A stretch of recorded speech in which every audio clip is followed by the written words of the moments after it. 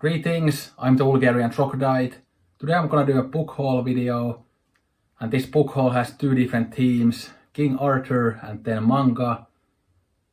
So I recently rewatched one of my favorite TV shows of all time, BBC's Merlin, and I got into really heavy King Arthur mood after that, so I decided to buy some King Arthur books. And I've been meaning to buy some King Arthur books before as well, but I never pulled the trigger, but now I finally did. And I've never read any King Arthur stuff, so these will be my first ones. So I'm very excited. But let's get through these now. So first we have one of the very famous ones that's still studied in literature departments in universities. So it's Sir Gawain and the Green Knight. This is the Oxford World Classic version. And I was a bit of a coward. I didn't get the Middle English, but I got the translation of it as I saw some lines of the Middle English one, and I thought that I would have to probably work pretty hard to read it. But I'm now thinking that, again, I'll read this translation first and then I'll get the original Middle English at some point too. I read it that way as well. Yeah.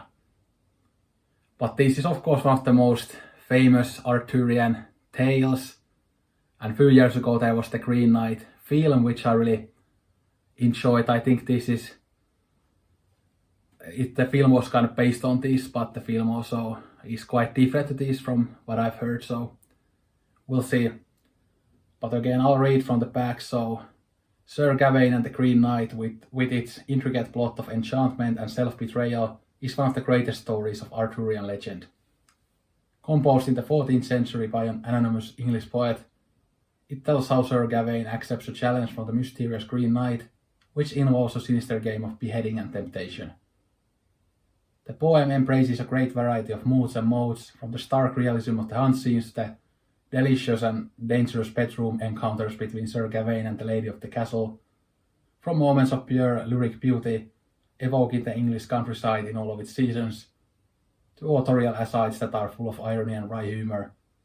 This verse translation uses a modern alliterative pattern, which subtly echoes the music of the original at the same time as it strives for fidelity.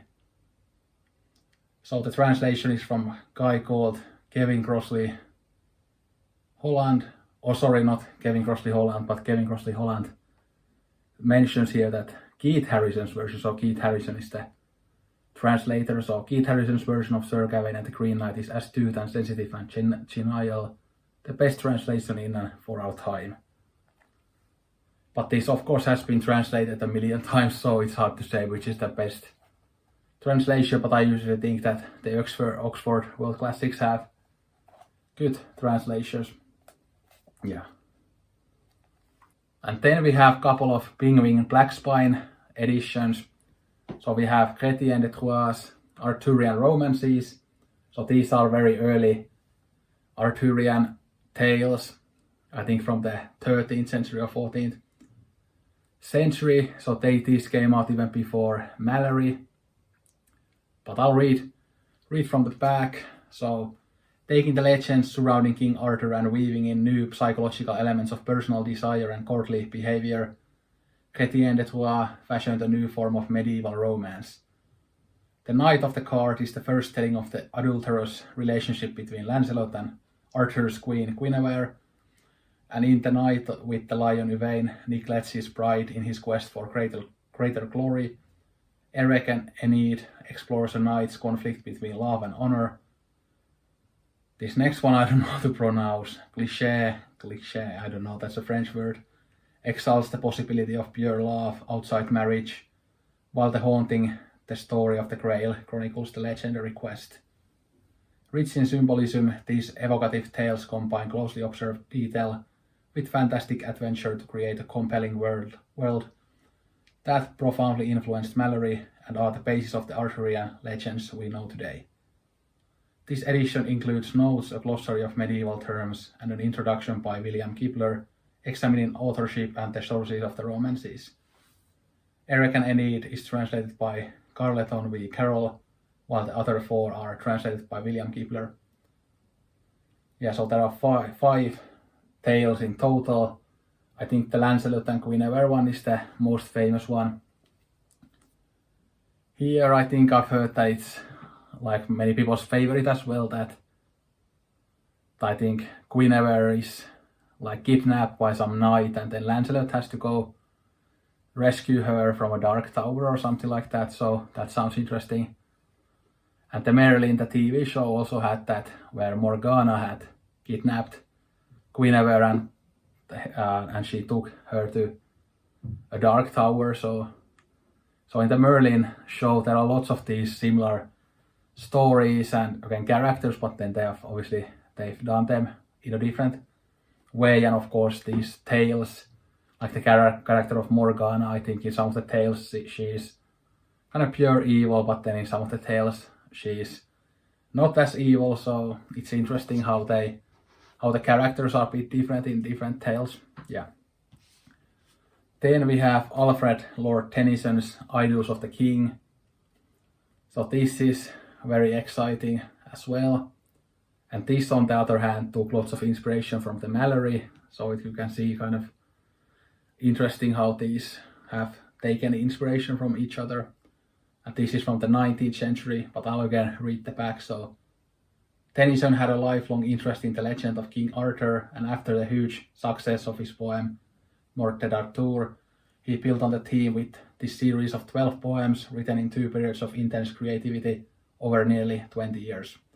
Idylls of the King traces the story of Arthur's rule, from his first encounter with Guinevere and the quest for the Holy Grail, to the adultery of his queen with Lancelot, and Arthur's death in a final battle that spells the ruin of his kingdom. Told with lyrical and dreamlike eloquence, Tennyson's depiction of the Round Table reflects a longing for a past age of valor and chivalry. And in his depiction of King Arthur, he created a hero imbued with the values of the Victorian age, one who embodies the highest ideals of manhood and kingship. This edition includes an introduction examining the publication history of the Idylls, a chronology, further reading and explanatory notes. Yeah. So 12 poems, very much looking forward to these. And obviously these are again tragic, most of these, as again Arthur dies. And he, even though he was the again honorable king, again better than other kings, but he still had a tragic ending. Yeah, we see from that how again goodness doesn't always thrive in a bad world, if you put that in a Bulgarian way. And I like tragedies as they are more true to life than stories that have happy endings. Yeah.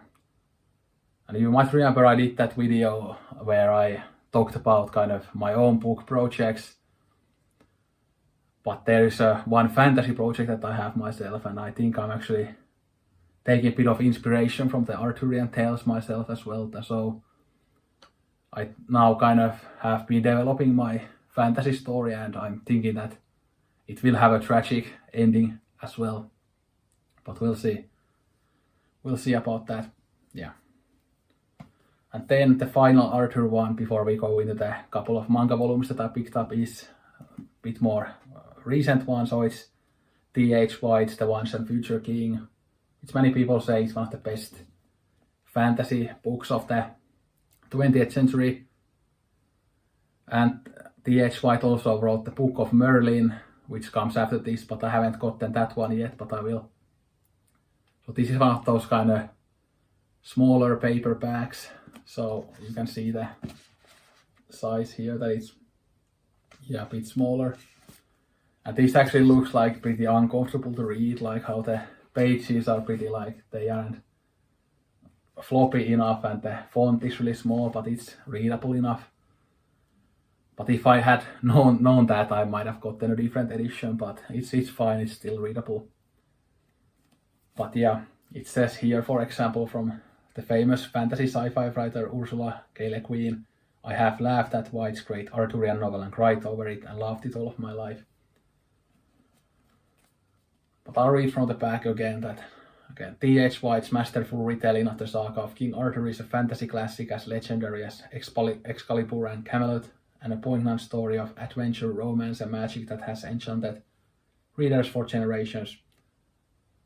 Once upon a time, a young boy called Ward was tutored by a magician named Merlin in preparation for a future he couldn't possibly imagine. A future in which he would ally himself with the greatest knights, love a legendary queen, and unite a country dedicated to chivalrous values. A future that would see him crowned and known for all time as Arthur, King of the Britons. During Arthur's reign, the Kingdom of Camelot was founded to cast enlightenment on the Dark Ages, while the Knights of the Round Table embarked on many noble quests. But Merlin foresaw the treachery that awaited his liege, the forbidden love between Queen Guinevere and Lancelot, the wicked plots of Arthur's half-sister Morgause, and the hatred she fostered in Mordred. That would bring an end to the king's dreams for Britain and to the king himself. Yeah. And here there is also a quote from Gabriel Kay, who is a fantasy writer. The once and the future king mingles wisdom, wonderful laugh out loud, humor, and deep sorrow while telling one of the great tales of the Western world. Yeah, so this is probably the most easy one to read, as it is from the 20th century instead of like 13th century, 14th century, or like poems from the 19th century. So we'll see which one of those I'm gonna start with. I'm really excited to read all of them, and I'm pretty confident that I'm gonna also like all of them, or at least most of them, and definitely let me know what you think of those or any other Arthurian texts. And again, I'm gonna get the Le Morte d'Arthur at some point as well. I'm thinking of getting the Norton Critical Edition.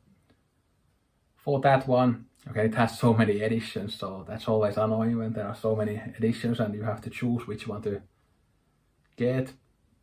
Yeah. And it will be interesting for me to kind of again compare the stories where they differ, and also again, as I love the TV show Merlin, like how that differs from those books. Yeah. But anyway, I'll show you the couple of the manga volumes now, and if you watched my anime and manga video like a couple months ago, I showed a couple of the volumes of this series there, and I said that I'm gonna get the rest as soon as possible. So now I have 2 more. So we have 20th Century Boys from Naoki Urasawa. So this is the 6th volume of the Omnibus. Yeah. Again, I'm waiting to get all of the volumes before I start reading it.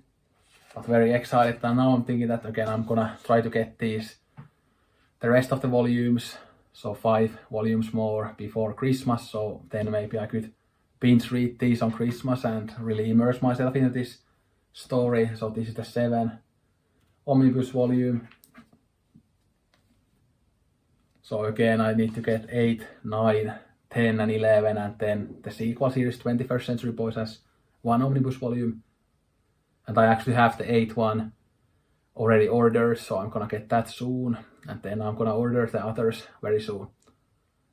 But anyway, let me know if you have read any of these, whether it's 20th Century Boys or the Arthur stuff. Let me know your thoughts, and let me know what you have read lately and stuff. I've been reading this Paradise Kiss manga. Yeah, I'm kind of halfway through, really enjoying it. And this is actually a very readable edition, even though it's so thick. And yeah, I love Ayazawa's manga. Again, I love Nana, and this I love almost as much. But anyway, okay, let me know your thoughts. Thanks for watching. Don't drink Coke at all. Sayonara and arigato gozaimashita.